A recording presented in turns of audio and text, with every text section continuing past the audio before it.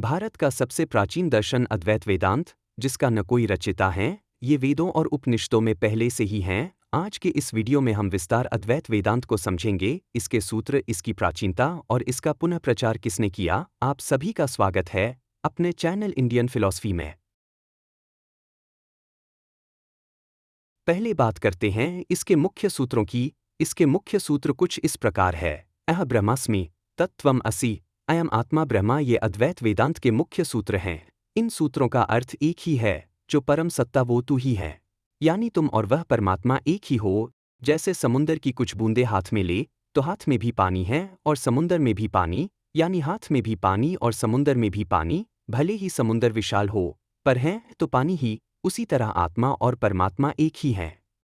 परम सत्ता को अद्वैत वेदांत में ब्रह्म कहा जाता है। अब जानते हैं कि ब्रह्मा का स्वरूप कैसा है। ब्रह्म ही परम सत्य है। आदि शंकराचार्य जी कहते हैं, ब्रह्म सत्य जगत मिथ्या, यानी ब्रह्मा सत्य है और जगत मिथ्या है। वह निर्गुण निराकार है, यानी उसका कोई रूप, रंग, गुण, सीमा और नाम नहीं है।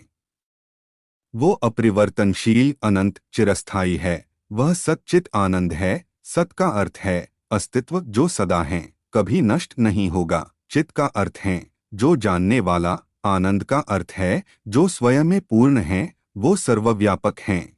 सोचने वाली बात यह है कि आदि शंकराचार्य जी ने इस जगत को मिथ्या क्यों कहा। असल में मिथ्या का अर्थ झूठा नहीं है। मिथ्या का अर्थ है जो सिर्फ लगता है कि वास्तविक हैं, पर अस्थायी और बदलने वाला है, जो वास्तविक नहीं है। इसी कुछ बातों को समझते हुए आदि शंकराचार्य जी ने इन्हें तीन तरह के सत्य में देखा।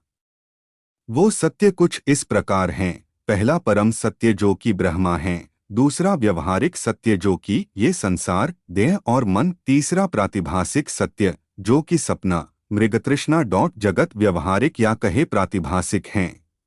अब बात करते हैं इसके प्राचीनता की।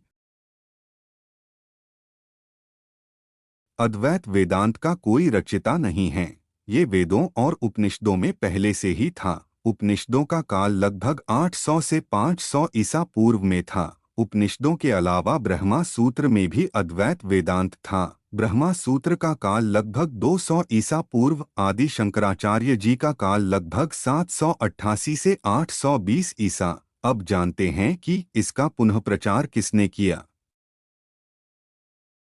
अद्वैत वेदांत का पुनः प्रचार आदि शंकराचार्य जी ने किया था। जब बुद्ध धर्म तेजी से भारत में बढ़ रहा था, तो सनातन धर्म की रक्षा के लिए उन्होंने अद्वैत वेदांत का पुनः प्रचार किया था। लोग बुद्ध धर्म के विचारों से सहमत हो रहे थे। लोग हिंदू धर्म को छोड़कर बुद्ध धर्म अपनाने लगे थे। इसी के कारण शंकराचार्य जी ने अद्वैत वेदांत का पुनः प्रचार किया था। उनके अहम ब्रह्मास्मि तत्त्वम् असि ये वाक्य प्रसिद्ध हैं।